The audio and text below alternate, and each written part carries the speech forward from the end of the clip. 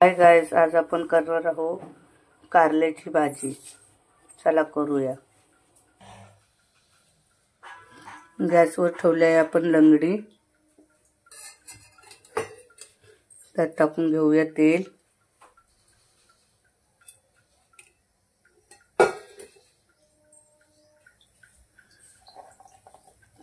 त्यात टाकूया कांदा,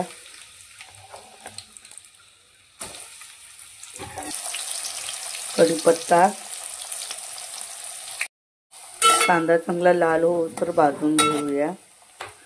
आता त्यात टाकून घेऊ आपण टोमॅटो।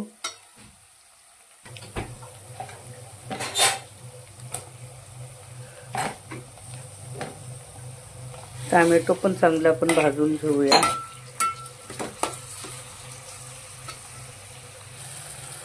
कांदा आपला छान भाजून झालेला आहे, टोमॅटो कांदा।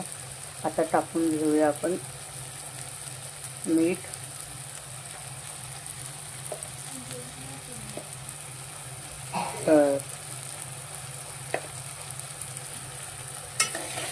कारलं हे कडू असतं पण आपल्याला शरीराला पौष्टिक आहे ते।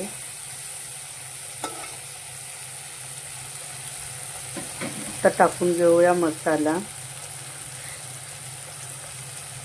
आपल्या शरीरातला आम्ल हे निघून जातं कारलं खाल्ल्याने।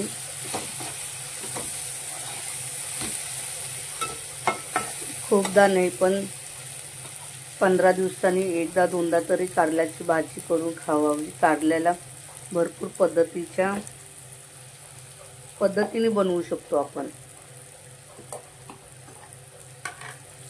आता टाकून घेऊया अद्रक लसूणची पेस्ट।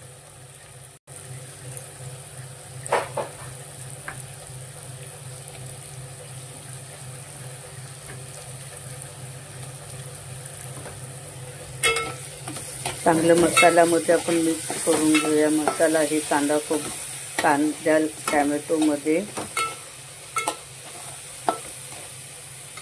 भाजून घेऊया।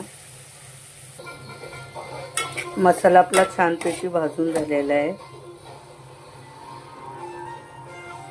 आता आपण त्यात टाकून घेऊया कापलेले कारले। भरलेली कारली पण खूप छान लागतात। तुम्हाला कधी तर दाखवून देईल त्याची रेसिपी।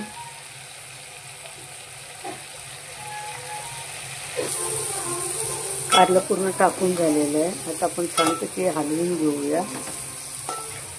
हे आपण वाफेवर शिजवणार आहे, त्याच्यात आपण पाणी नाही टाकणार आहोत। आता आपण हे झाकून ठेवू, 10 मिनिटं याला वाफेवर शिजवून घेऊया। आता आपण उघडून बघूया। आपली भाजीला झाले 10-15 मिनिटं होऊन गेली।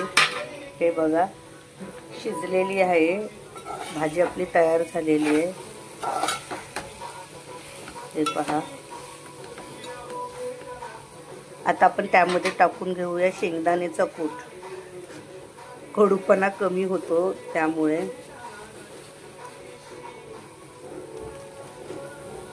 मी शेंगदाण्याचा कूट नेहमी पिशवीमध्ये ठेवते आणि मग डब्यामध्ये स्टोर करते, का तर त्याचा क्रंचीपणा कमी होऊ नये म्हणून। नरम पडत नाही शेंगदाणे। हे पहा आपली भाजी झालेली आहे कारल्याची। बाय।